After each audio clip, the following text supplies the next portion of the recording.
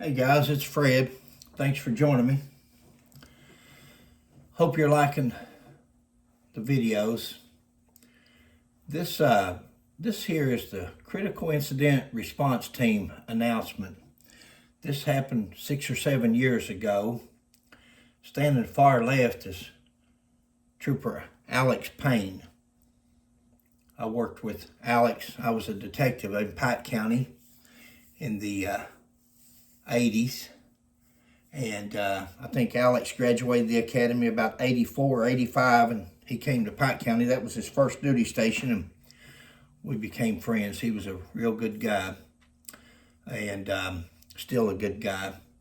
He went on to become one of the head people at the Kentucky State Police, one of the head people at the Kentucky Department of Criminal Justice Training in Richmond, Kentucky, at EKU at the Police Academy. He taught at the Kentucky State Police Academy.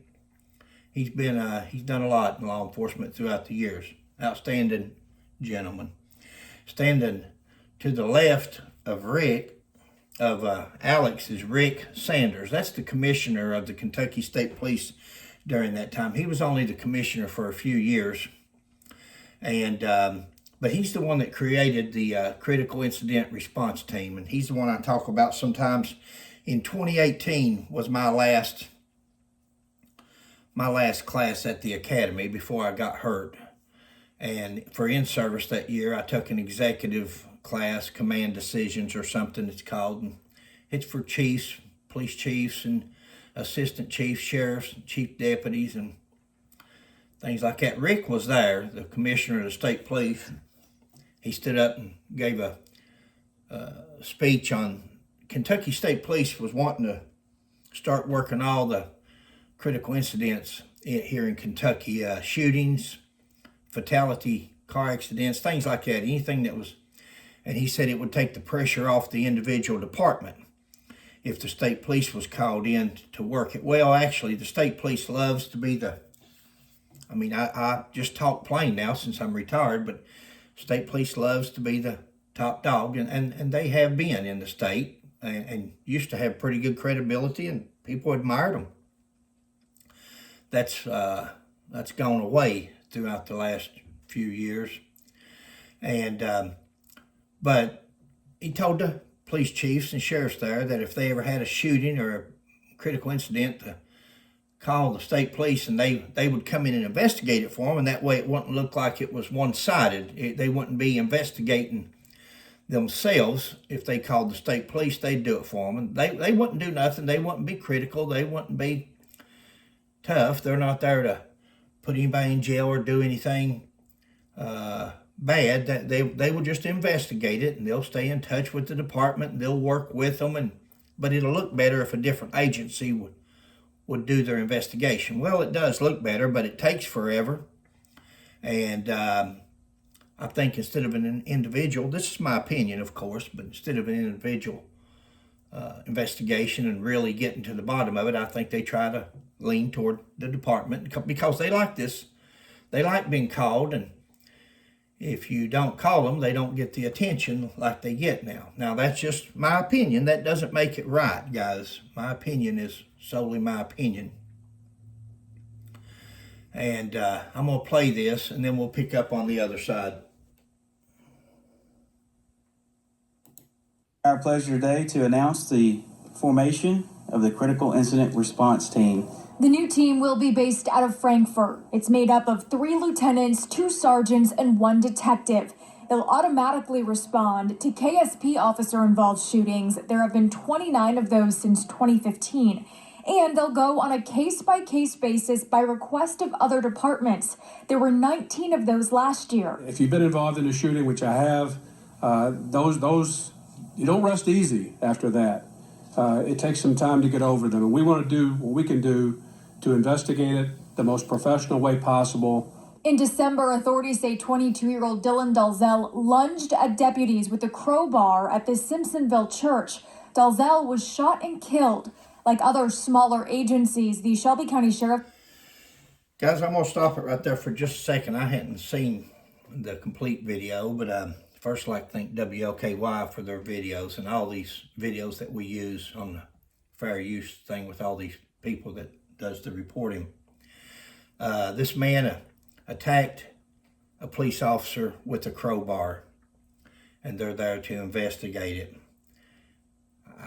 You know, people should know better than attack somebody with a crowbar. People should know better than to do some of the things that they've done, and that may very well be justifiable in shooting that person. And maybe I've got soft in my old age. I don't believe so, because I went 40 years, and that was one of my goals in life, that I asked God. I didn't ever want to kill anybody if I didn't have to. And at least 8 circumstances in my career, I was justified in using deadly force, but I didn't. You know, just because we're justified in using it, you've heard me say it before, just because we're justified in using deadly force doesn't mean that we're required to. A man attacked somebody with a crowbar. Was there no less lethal means available? No less. There was no taser. Taser shoots up 18 to 21 feet, I think it is. Pepper spray shoots about 16 to 20 feet. Nightstick. I mean, you don't have to be Superman. You don't have to, but did we really have to take a man's life because he's having a bad day? And I guess I'm being judgmental here. I wasn't there, but I've been at plenty situations where there was guns involved, and probably even crowbars and worse than that. But I didn't shoot. Now, you can't compare everything of mine to everybody else's, but there's just times that I believe other people would have been shot had I not used some discipline about it. I arrested a guy years ago. That just brings up a war story, but me and my partner, he was a new guy, and they'd sent us on a domestic, and he was beating his wife, and he'd been in the penitentiary. And he's telling the dispatch, and they're relaying this to me the whole way that we're out in it's rural area. We're on our way down there. It took us probably 15 minutes to get to his location. But all the way there, the dispatch is relaying what he's saying on the phone, and he's hollering that, bring the coroner with you. He's not going back alive. He's not going back to prison. He keeps making that known. And one of us is leaving there in a body bag, and so forth like that. And I told him we'd be there shortly. Tell him just hang tight, we'd be there. And I told my partner along the way, he was a new guy, and he was a little bit, you could tell he's a little bit squirmy. See, I don't mind going hands-on. I'd rather go hands-on, especially back in that day, than I would ever. A firearm is a permanent solution to maybe a temporary problem. And I told him, I said, Doug, when we get down there, I said, now this guy, he's going to be wild from the way it sounds. He's not just talking. And I said, when we get him, you better do your part, because I was pretty good back in that day. I could handle myself a little bit.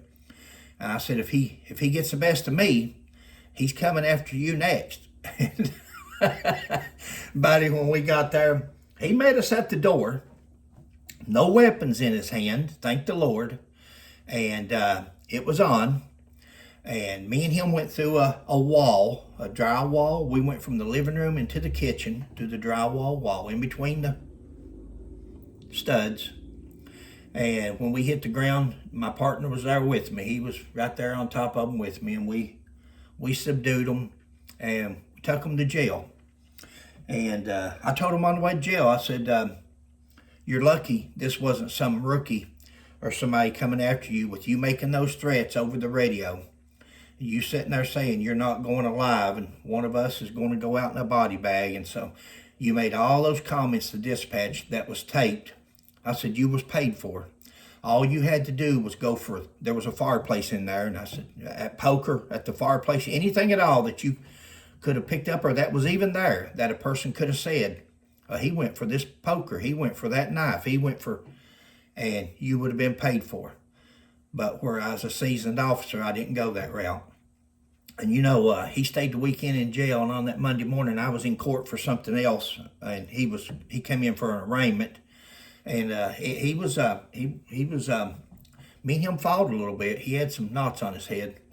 And he told the judge asked him how he pled, and he said, before I plead, I just charged him with simple assault and domestic. But he said, can I say something? And the judge said, yeah, go ahead. And he said, I just want to thank that officer over there. He said, he could have probably finished me the other night, and it would have been justified. And he said, I just want to thank him for allowing me to be here today or something. It was real sweet, real nice what he told the judge, and took a real man to do that. And the judge took his plea. He pled guilty and took his plea, and he spent a few days in jail for the assault. But anyway, it was interesting. This guy here's got a crowbar. Let me finish this story up. I'm sorry, guys. I get talking. And Sheriff's Office asked KSP to take over the investigation. We saw just as recently as yesterday from the video of the shooting in Louisville. Police department. How quick these people have to respond. Police. And I want to tell you that after the fact, they live with that. It's a shame in this day and time that you have to come up with a unit like this. It says nothing good about our society, that we actually have the numbers. that's Alex Payne. Again, that's a good guy there. But it is a shame that we have to come up with a unit like this. But we come up with a unit like this because for some reason, I don't know the statistics, but maybe somebody out there can do them someday. How many shootings we have in 2024, 2023, 2020, 2018. How many shootings we have nowadays compared to the shootings that we had back in the 70s, 80s, 90s. See, guys, it used to be police officers were men, and unless they had to, shooting was the last thing that police would do. You didn't hear nothing about shootings back in the old days. Now, listen, times have changed. Drugs are more harsh. Times are worse, and people use that. But there's times that police officers shoot. I feel that they don't have to shoot. Again, just because we're justified doesn't mean we have to. And we have these units because police officers are not trying to de-escalate the issue. Police officers want to go hands-on. Police officers want to have that excitement. There's always more of them there than they are of the individual. It's like that, I tell it all the time. Ron White, that comedian, he says, 10 of them come to arrest him. He said, I didn't know how many it was going to take to arrest me, but I knew how many they was going to use. And that's the way people look at it nowadays. But I'm going to finish this video out. Officer-involved shootings across the Commonwealth of Kentucky, that we have to come up with a plan like this. But that's just the way society is right now. We're used to seeing this technology at deadly accident scenes. Well, the team also uses it at shooting scenes to help measure and reconstruct what happened. In Frankfurt, Christina Mora, WLK1 News. Guys, thanks for joining me. Sorry this video was a little bit long. I always throw my 2 cents in there, but thank you.